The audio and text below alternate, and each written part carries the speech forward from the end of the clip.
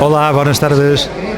Estem aquí en el Bar Cristal, els divendres, i donant les gràcies a la propietat del Bar Cristal i també a Lina, que ha vengut a xerrar-nos d'algo que m'ha a mi molt intrigant, que se diu copy. Volem saber què és un copy. Buenas tardes, Lina. Hola. Yo quisiera que me aclararas una cosa. Que conste que, como he dicho antes, yo he hecho mis pinitos y lo he indagado un poco, pero tú que eres una profesional, me gustaría que nos dijeras qué es un copy, una copy o la expresión esa copy en marketing. La expresión de copy publicitario realmente no sé muy bien de dónde viene. Puedo hacer una interpretación que seguramente la gente de mi sector se reiría mucho, y es que, o sea, de base, un copy publicitario es un redactor publicitario especializado en crear contenidos para publicidad, que ahora mismo los contenidos publicitarios pueden ser para medios masivos, para internet, pueden ser para cualquier tipo de soporte que se utilice para hacer comunicación o publicidad de una marca. Es verdad que en publicidad existe siempre esa leyenda de que los publicitarios no inventamos nada y nos dedicamos de forma sistemática a replicar lo que ya existe, ¿no? Entonces, yo creo que puede ser que el origen de esa palabra venga un poco por esa idea de copy-paste, ¿no? En realidad, seguramente el copy publicitario en algún momento fue una persona que se limitaba a copiar los textos de un sitio a otro, igual en los orígenes de la publicidad, y a lo mejor ese nombre se ha quedado allí. Ahora la gente de mi sector se podría reír mucho de este chiste, pensando que, bueno, realmente, como los publicitarios no inventamos y solamente replicamos, pues el copy es el que se encarga de replicar a nivel textual. Pero bueno, es un chiste. En realidad somos redactores publicitarios y nos encargamos de generar contenidos para cualquier tipo de soporte. Claro, la publicidad ahora mismo ya no tiene nada que ver con la publicidad que conocí yo, que empecé a trabajar hace 22 años, y con la publicidad que he conocido gente que empezó a trabajar hace 40 ni hace 60, evidentemente.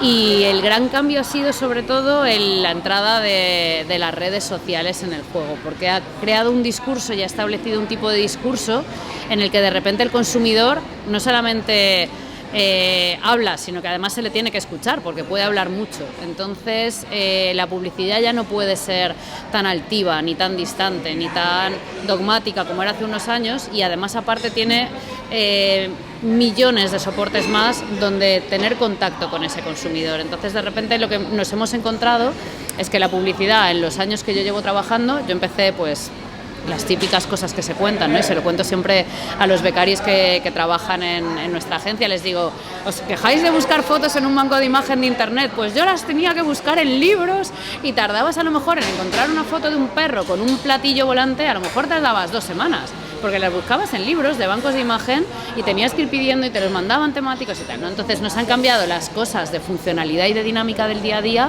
pero han cambiado también muchísimas cosas, como pueden ser los soportes y los puntos de contacto con el consumidor. Entonces las marcas ahora mismo tienen unas actitudes mucho más abiertas a la reciprocidad, es decir, ya la comunicación no es unidireccional como era antes, sino que es una comunicación bidireccional en la que el consumidor entra dentro del juego del contenido de la marca. Y eso pasa continuamente, y pasa en redes sociales, pasa en activación de marca, que es una de las cosas que nosotros hacemos y que hoy me gustaría contaros también un poco, y pasa en muchísimas áreas publicitarias. Entonces, lo que era el copy publicitario, ahora mismo pues es una persona que se dedica a generar contenido. Contenido en general puede ser casi cualquier cosa, puede ser un contenido escrito, pueden ser ideas para activación de marca, que es cómo se integra una marca dentro de un evento, dentro de un espacio donde las personas ya están haciendo otras cosas, pueden ser muchísimas cosas, con lo cual, bueno, pues la labor y el trabajo del copy, del redactor, ha ido evolucionando, igual que ha evolucionado la publicidad y los soportes, y ahora mismo pues es una persona que hace prácticamente de todo.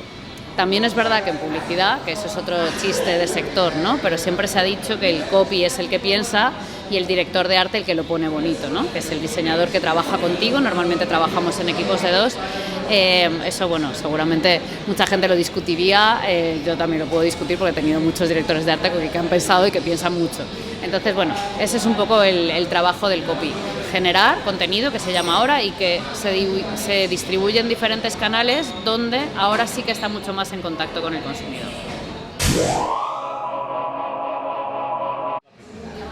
Bueno, después de lo que nos has explicado, a mí me gustaría saber si con las nuevas tecnologías, sobre todo Internet, ¿Esto os ha ayudado o os ha perjudicado? Porque entiendo que vosotros lo que pretendéis es ser una expresión de una empresa y sobre todo vender algo.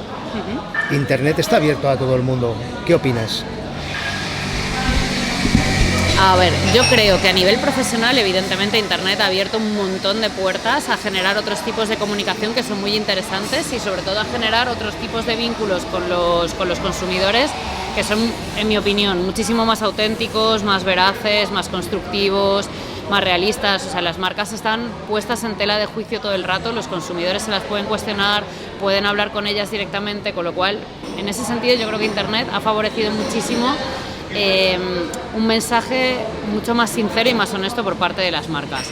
Ha complicado muchísimo más nuestra vida a nivel profesional, eso por supuestísimo, porque ahora mismo estamos hablando de un entorno que es un entorno que cambia todos los días. Y cuando digo que cambia todos los días es que literalmente cambia todos los días. Tú entras en el interfaz de cualquier aplicación que utilices a diario para trabajar con redes sociales o con lo que sea y cambian los algoritmos, cambian las formas de funcionar, las formas de publicar, las formas de manejar, cambia todo. Entonces, como cambia de base el formato, acaba cambiando el mensaje, acaba cambiando el sistema y eso implica que tienes que estar permanentemente al acecho. O sea, pero no estudiando, no, es que tienes que estar todo el rato con los dientes apretados y observando lo que sucede alrededor. Con lo cual eso sí que evidentemente a nivel profesional privilegia a las personas que han nacido con un ratón entre las manos. O sea, las nuevas generaciones o los que han nacido con Internet directamente ya conocen perfectamente ese lenguaje desde el inicio y tienen mayor capacidad de reciclaje y de adaptación. Pero yo creo que eso, bueno, pues es una tarea nuestra el ir reciclándonos y manteniéndonos al día para saber qué recursos podemos utilizar de estos soportes nuevos y de las oportunidades que nos abre Internet.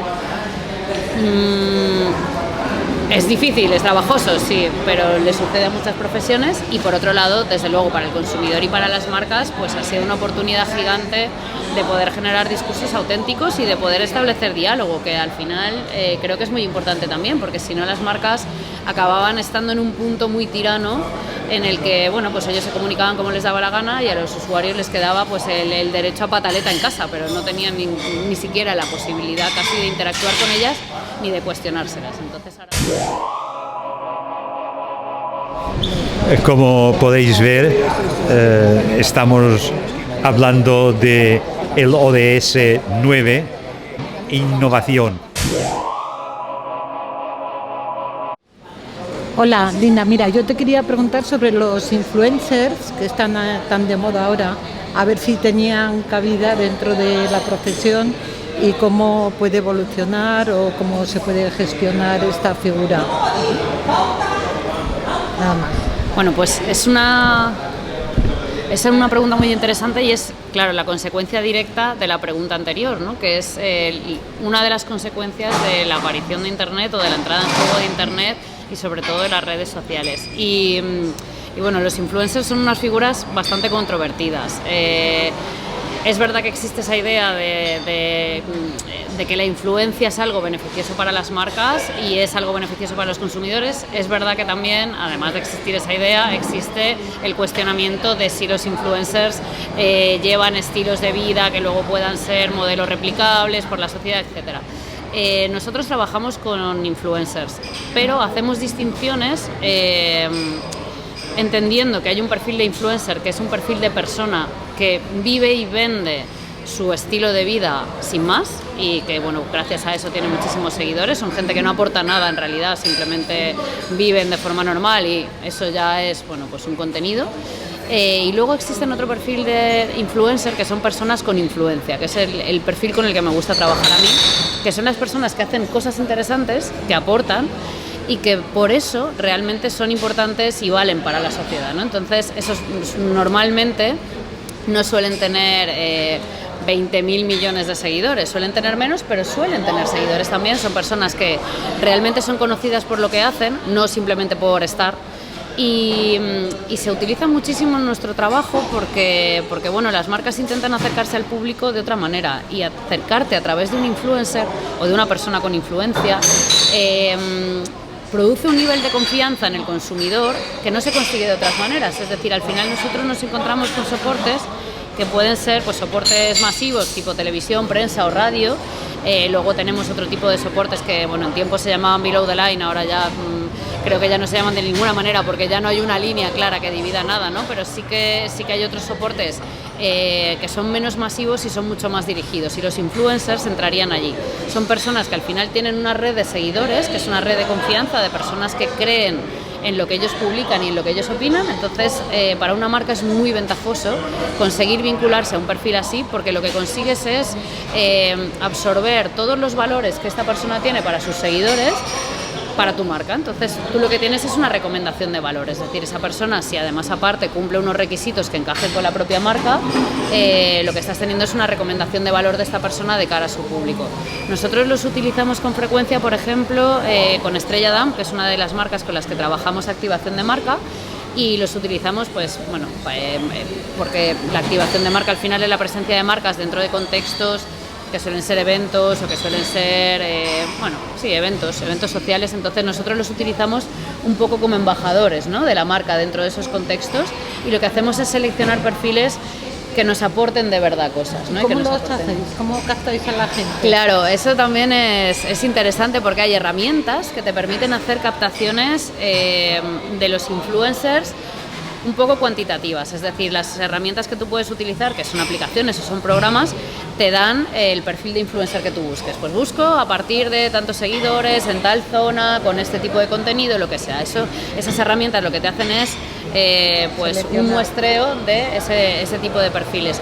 Y luego lo que tenemos mucho, y eso es una labor titánica, y es una labor que claro, mi trabajo es estar en Instagram viendo contenido, y lo que hace muchas veces es hacer una selección cualitativa de esos perfiles, y tú vas viendo cómo trabaja o cómo comunica una persona, y lo que haces es ir apuntándolo en una lista y luego ya contar con ese perfil y con esa persona para poder generar contenido.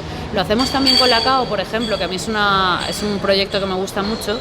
Nosotros llevamos la comunicación de la CAO, y con la CAO anualmente ahora estamos trabajando con perfiles de influencia de adolescentes. Entonces lo que buscamos, que eso es muy bonito, son adolescentes que estén haciendo cosas interesantes, pero que hay muchísimos, que además aparte siempre tenemos la sensación de que la adolescencia es un periodo en el que la gente no se define, no sabe, no encuentra. Bueno, pues hay cantidad de chavales que están muy vinculados al mundo del deporte y que tienen una presencia en redes muy potente y sólida. Hay chavales que están metidos en el mundo del asociacionismo y tienen una presencia potente y sólida. Entonces lo que hacemos todos los años es un proyecto diferente con ellos. Pues el año pasado creamos contenidos para redes, entrevistas y retos y tal, sobre todo más orientados a TikTok, porque lo que se busca es alcanzar un perfil de público adolescente también. Y este año lo que queremos hacer es una cosa que se llama takeover, que es cederle las redes sociales, la gestión de las redes sociales por un día a un perfil de influencia adolescente para que gestione esas redes durante ese día. O sea que lo que tenéis que hacer es visualizar, ¿no?, sí, las redes, pero para esto tanto los adolescentes como gente un poco más mayor tiene que estar metida ahí y publicar cosas y salir, porque si no, no los captáis, claro, ¿no? Claro, en realidad, al final, si el adolescente no está en redes, es muy difícil que nosotros, difícil. Y además aparte, los perfiles de influencia se buscan siempre normalmente o habitualmente para influir dentro del contexto de redes sociales, con lo cual, si un influencer no tiene un perfil, no es un influencer, porque ya no tiene ese nivel de penetración dentro de un entorno, porque no tiene esa visibilidad dentro del lugar que es más sencillo que se difunda, ¿no?, su imagen, que es las redes sociales. Entonces el entorno siempre son las redes, el entorno de búsqueda pueden ser muchas redes distintas, puede ser desde, en el caso de adolescentes es TikTok, que forma parte de mi trabajo estar metida en TikTok, que claro, es muy gracioso y yo me río un montón porque tengo que ver TikTok a esta distancia, claro, porque yo ya de cerca no puedo enfocar y digo, aquí se junta como la gran ironía, ¿no?, de la juventud y la vejez, como estoy en TikTok, pero estoy en TikTok a 1 metro, ¿no? Y pues los tienes que encontrar en ese lugar. Ellos tienen que estar allí y tú tienes que estar allí para poder encontrarles. Entonces, es importante tener ese control y esa visión de todas esas plataformas para poder localizar a la gente que puede encajar, y además que la marca también tenga esa presencia y esa visibilidad dentro de ese contexto, porque si no tampoco les interesaría. Muy bien. Bueno, otra pregunta que me gustaría entrar ahora, que creo que es muy importante y forma parte de la ecología y que es una cosa que en PAE nosotros defendemos, y es las 3 R's: reducir, reutilizar y reciclar. Y yo creo que Lina también nos puede explicar cómo ella o cómo las personas copy como ellas lo están aplicando y utilizando.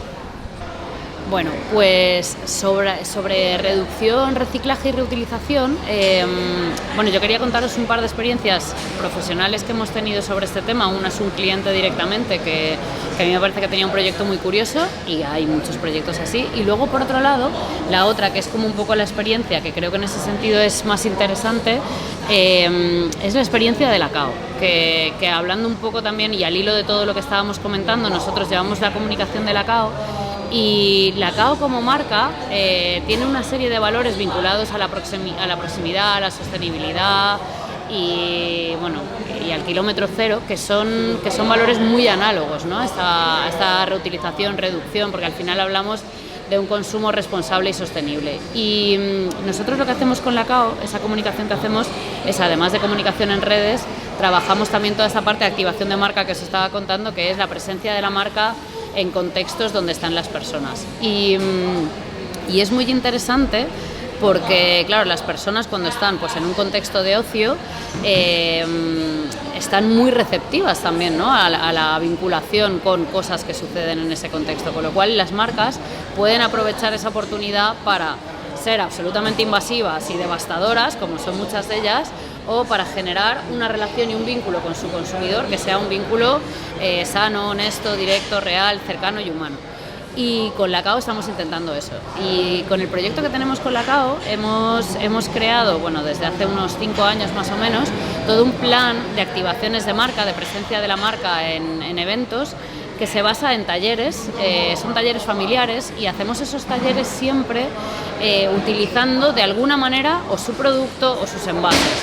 O sea, hemos creado como una especie de concepto absoluto, ¿no? Como hicieron con esas botellas, esas campañas que se hacían hace años con la botella de vodka Absolut, que era, o sea, con esa silueta se hacía cualquier cosa. Pues nosotros con la botella de la CAO hemos hecho cualquier cosa. O sea, ya ha llegado un momento que es literalmente cualquier cosa, ¿no? Y bueno, esos talleres, la intención que tienen es captar a los niños y sobre todo también a las familias y explicarles que la reutilización y que el reciclaje y la recuperación de las cosas no le quita valor, ¿no? Es decir, al final todo tiene 1, 2, 3, 5 o 100 vidas, las que tú quieras, en base a, bueno, pues la atención que le quieras prestar y el cuidado que le quieras prestar, ¿no? Entonces nosotros creamos esos talleres en los que buscamos a profesionales experimentados en cualquier cosa, pues han sido desde músicos a ceramistas, hemos tenido proyectos de horticultura, hemos tenido millones de cosas para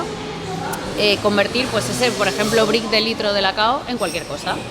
Entonces, sí, voy a enseñar algunos. Os puedo enseñar solamente muy poquitos. Hay algunos de ellos, os lo voy a tener que contar. Uno de los que a mí más me gustó fue un taller que hicimos en la fira, ¿cómo se llama? Costitx en Flor, la Fira de las Flors de Costitx, que es una feria que la hace todo el pueblo, que se organiza como un evento muy grande en el que todo el pueblo decora con flores las calles y se crea como, bueno, una bienvenida a la primavera.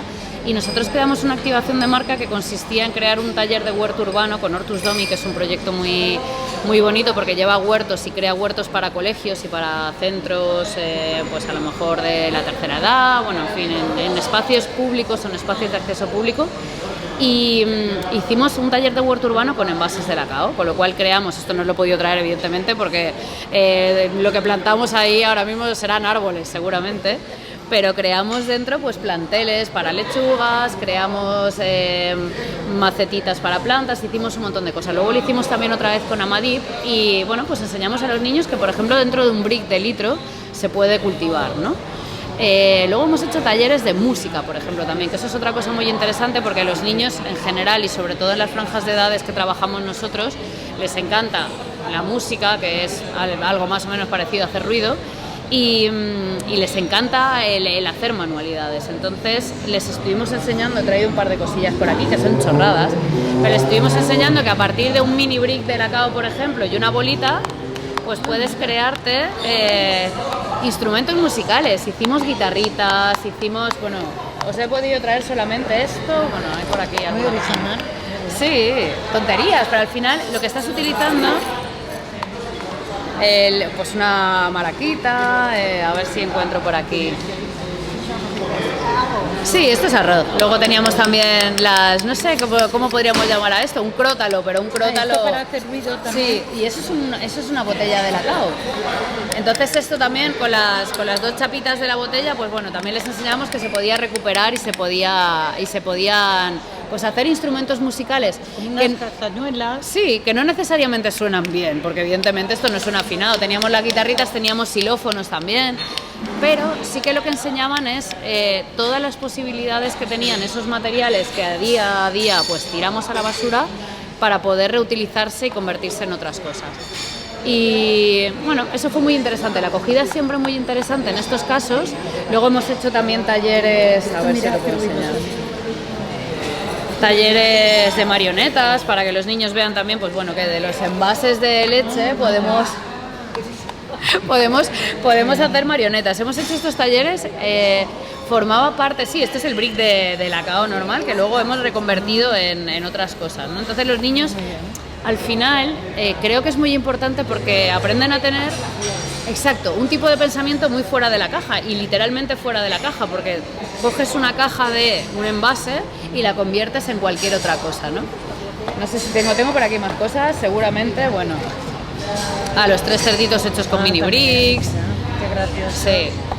Entonces, todas estas cosas que hemos estado haciendo con esta marca a mí me han enseñado mucho eso, ¿no? Que realmente al final, bueno, hablar de la recuperación, de la reutilización y del reciclaje puede ser muy sesudo y muy aburrido, pero también puede ser una cosa muy interesante y muy divertida y sobre todo muy creativa, porque te enseña cómo reaprovechar y además te crea el hábito de ver esa forma de reaprovechar las cosas, ¿no? Yo en mi casa, por ejemplo, mi hijo, acostumbrado ya el pobre a ir a todos los talleres de lacao, ya cuando llega una caja de Amazon, o sea, ya no me la deja tirar jamás, ¿no? Porque esa caja se puede convertir en cualquier otra cosa y él ya tiene esa visión y ya quiere siempre poder reaprovechar las cosas, ¿no? Sí, eso Blay. Y bueno, creo que en ese sentido ha sido muy interesante el trabajo que hemos hecho para lacao en activación de marca, porque les ha enseñado o ha creado esa costumbre de bueno, pues que pueden tener los niños de pensar y de ver de otra manera con respecto a la recuperación. Esto es otro muñeco de nieve que hicimos en Navidad. Tengo por aquí. Hemos hecho 1000 cosas. Os he traído solo una pequeña muestra que me cabía en una bolsa. Este ya ha perdido un ojo. Y luego también os quería contar, trabajamos una vez con una marca, un poco al hilo de esto, con una marca que se llamaba Second Chance, que es pues esa segunda oportunidad.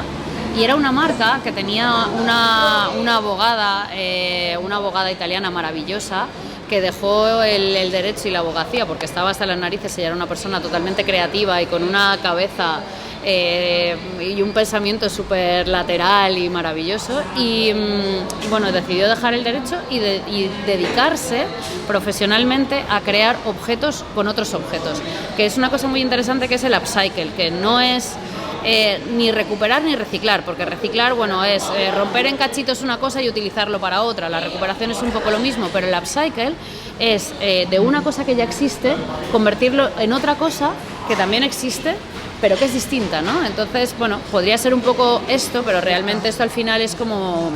tiene mucha más manipulación. Ella lo que hacía básicamente era, cogía de base materiales y los convertía en diseño industrial, en el diseño, en una pieza de mobiliario.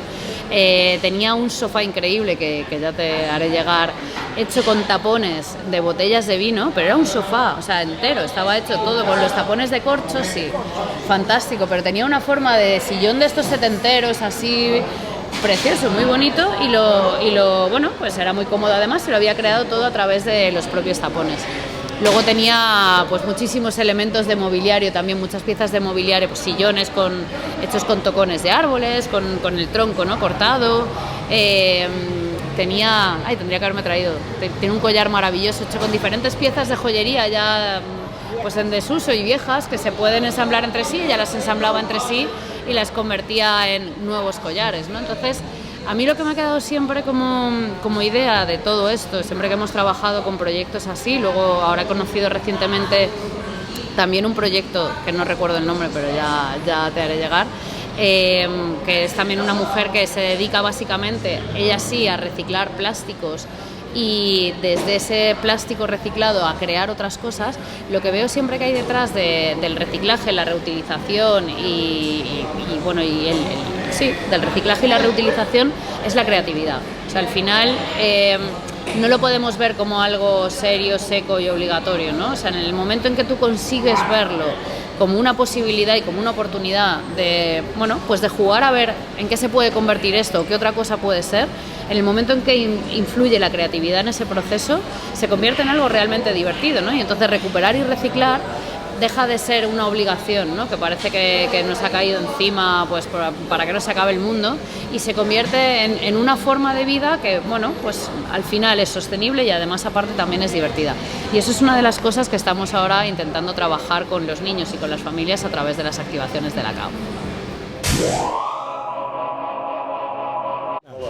Mi pregunta es la siguiente. Quedo un poco perplejo de estas cositas que he visto que se están haciendo actualmente. Yo me acuerdo que cuando era pequeño, mi padre y muchísimos padres entonces no tenían dinero suficiente para dar un regalo de Reyes. Y sin embargo ellos tenían el ingenio suficiente para hacer lo que ahora yo estoy viendo con otras cosas distintas, porque era totalmente distinto. Y sin embargo en aquel entonces no tuvo ninguna importancia. Y ahora después de 50 o 60 o 75 años, ahora resulta que esto es muy importante. Para mí, ¿esto qué es? Propaganda para vender un producto determinado, o qué funciones o qué final quieren conseguir sobre estos temas. Sí, esto es un tema interesante y es un debate que hay en general, y sobre todo es un debate muy actual, porque la ecología se ha convertido, o la sostenibilidad se ha convertido en un tema que se habla a diario, ¿no? Y es un tema, igual que hablábamos ahora, por ejemplo, que fue el día del cáncer de mama, pues hablamos un poco del pinkwashing o del greenwashing, o sea, cómo de repente las marcas se suben a la oportunidad de comunicar, que es un poco la consecuencia que os comentaba, ¿no? De comunicar desde el interés que tiene el consumidor y el usuario un tipo de contenido. ¿Qué sucede? Las marcas entienden que a nosotros la ecología nos está preocupando más, o la sostenibilidad nos está preocupando más, entonces se alinean en esa posición. En mi opinión, sí que es verdad que puede haber muchísimo greenwashing en muchísimas marcas y en muchísimos sentidos, pero sigo pensando que el oportunismo también es oportuno para nosotros como consumidores. Al final, para mí, el hecho de que una marca se sume a un carro, que yo creo y considero que es positivo, como puede ser la sostenibilidad, no nos perjudica nada. No lo podemos cuestionar, evidentemente, pero sí que beneficia pues un objetivo que es positivo para todos, que al final es que la gente tenga otro tipo de pensamiento y otro tipo de visión con respecto al consumo, al desecho, al desuso y a ese tipo de cosas que al final están a la orden del día, pues porque básicamente, a diferencia a lo mejor de hace 30, 40, 50 años, pues a lo mejor ahora mismo producir un juguete cuesta nada, que yo a veces lo veo, soy madre de un niño de 5 años, me tengo que contener continuamente porque le podría comprar millones de cosas porque me las puedo permitir, o sea, podría el niño tener tanto y todo que dices, pues no, tenemos que incluso llegar a refrenarnos, cosa que es muy distinta a la que sucedía antes, donde realmente los juguetes y los productos y los objetos eran muy caros y no se podían comprar a diario, ¿no? Con lo cual la gente reutilizaba y reciclaba con muchísima más frecuencia. Claro, ahora la reutilización tiene que ser un objetivo, o sea, ya no es algo que hagas a consecuencia de una circunstancia. Ahora reutilizar es lo difícil y reciclar es lo difícil, con lo cual para mí, si las marcas se suben al greenwashing y al pinkwashing y al whatever washing que luego acabe surgiendo, Es verdad que es oportunista, pero me parece que al final, bueno, pues nos están dando la razón a los consumidores en cierta manera, ¿no? Y nos están apoyando en cierta manera también en un estilo de vida que al final nos va a acabar beneficiando, con lo cual, pues bienvenido greenwashing y bienvenido pinkwashing, si va a ser así. Reciclar. Me gustaría saber qué producto es el que es más interesante y más rentable y de paso más utilizable. Y luego también si a la hora de reutilizar usaremos muchos elementos que ya no será falta sacar de la naturaleza, como por ejemplo aluminio, hierro y todo este tipo de cosas que son ahora ya recursos escasos. No sé, ¿qué opinas? Cuando te refieres, cuando preguntas qué producto es el más rentable o más reutilizable, ¿a qué te refieres? Me refiero, por ejemplo, yo sé que es rentable ahora el papel, no utilizar papel blanco, evitamos cortar árboles y tal, y se utiliza mucho papel para embalar, para mil cosas. Entonces reutilizar papel puede ser interesante, quizás también los plásticos. Pues este es el producto que yo me Claro, refiero. sí, yo creo que en ese sentido, bueno, cuando hablamos de productos, me imagino que toda esa parte de embalajes, que son siempre muy fácilmente reutilizables, como por ejemplo el vidrio, que de hecho nosotros hemos vivido todo el proceso del cambio de marca de la CAO y el cambio de marca hacia un tipo de producto más sostenible. Pues claro, eso evidentemente el vidrio simplemente se tiene que limpiar, ¿no? Entonces, en cuanto a reutilización es el material y el producto más sencillo. En el caso de la CAO, por ejemplo, con el cambio de marca se hizo una transición a una botella perfecta y con la etiqueta transparente, de plástico transparente, con la marca, con un diseño impecable, minimalista, preciosa, y se retiró porque, bueno, pues por un tema de reciclaje precisamente y de reutilización, a la hora de despegar esas etiquetas era muy complicado porque eran plásticas. Entonces luego se empezaron a crear unas etiquetas que eran las actuales de los envases, si lo vemos luego de las botellitas, son de papel, porque el papel simplemente con un poquito de calor se desprende y ya está, ¿no? Entonces yo creo que en ese sentido los productos de consumo masivos, que suelen ser los productos de alimentación que vienen en envases, son los que tienen más posibilidades de reciclaje y recuperación. Bueno, pues muchísimas gracias por esta charla de hoy, que me ha parecido muy interesante, y por escuchar vuestras opiniones y poder también, bueno, pues escuchar vuestras preguntas y tener que pensarme las respuestas a esas preguntas, porque muchas cosas me han pillado pues un poco por sorpresa y me han venido muy bien para plantearme algunas cosas de mi profesión que en el día a día pues ya asumo o ya sé o nadie me pregunta habitualmente. Y muchas gracias también al Bar Cristal, que nos ha dejado esta esquinita maravillosa y nos deja pasar una tarde de viernes.